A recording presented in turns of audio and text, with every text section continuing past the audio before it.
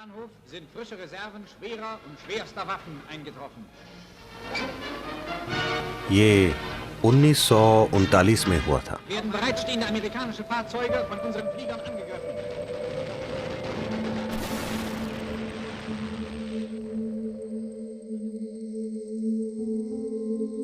Germany या शायद Austria के एक यहूदी परिवार को बंदी बना लिया गया था। पहले उन्होंने माता पिता को बंदी बनाया और फिर बच्चों को, और वो उन्हें अलग अलग स्थानों पर ले गए। एक लड़की जो उन दिनों 13 साल की थी और उसका भाई जो 8 साल का था, उन्हें कई अन्य बच्चों के साथ रेलवे स्टेशन ले जाया गया। माता पिता को किसी मजदूर कैंप पर ले जाया गया और अब बच्चे अलग हो चुके थे। सर्दियों के दिनों में उन्हें एक अमीर घर से बाहर निकालकर एक रेलवे प्लेटफॉर्म पर छोड़ दिया गया। बच्चे आखिर बच्चे होते हैं, वो खेलने लग गए।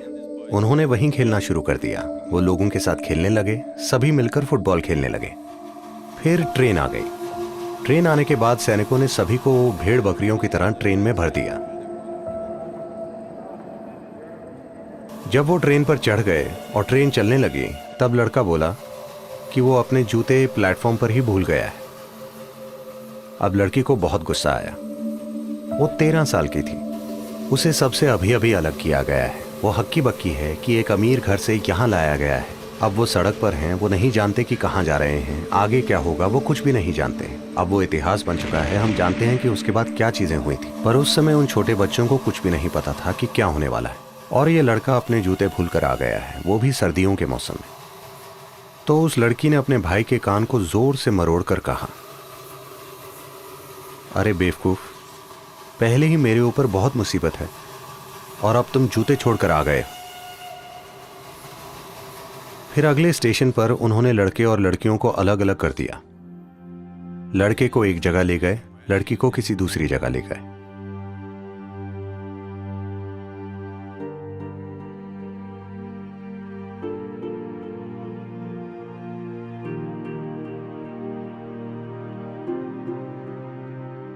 चार साल बाद वो एक कंसंट्रेशन कैंप से बाहर आई और वो अपने परिवार की अकेली जीवित सदस्य थी। उसके भाई समेत परिवार के 17 लोग बस गायब हो गए। उसे कभी पता नहीं चला कि वो कहां गया। वो बस कहीं गायब हो गया और उसे बस वो बातें याद रह गईं जो उसने अपने भाई को कही थी। वो कुछ अच्छा कह सकती थी, लेकिन उसने इतनी भयंकर चीजें कही क्योंकि उसके भाई ने अपने जूते खो दिए थे। फिर जब वो 4.5 साल बाद कंसंट्रेशन कैंप से बाहर आई तो उसने एक दृढ़ निश्चय किया, इससे फर्क नहीं पड़ता कि मैं किससे बात कर रही हूं, मैं लोगों से इस तरह से बात करूंगी कि अगर वो मेरी उनसे आखिरी बातचीत है तो मुझे आगे चलकर उसका दुख नहीं होना चाहिए। अगर आप बस लोगों से इस तरह से बात करेंगे तो आप निश्चित रूप से कुछ अच्छा कहेंगे।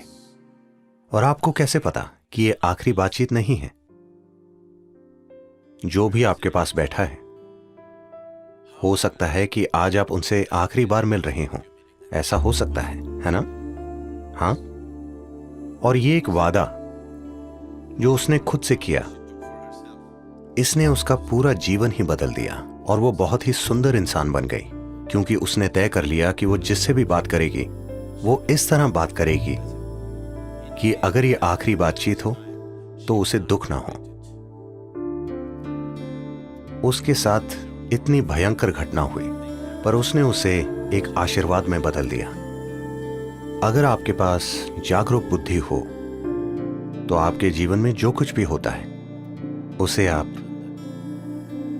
अपने लिए एक महान संभावना में बदल सकते हैं, या जो भी होता है आप उससे दुख पैदा कर सकते हैं, है कि नहीं?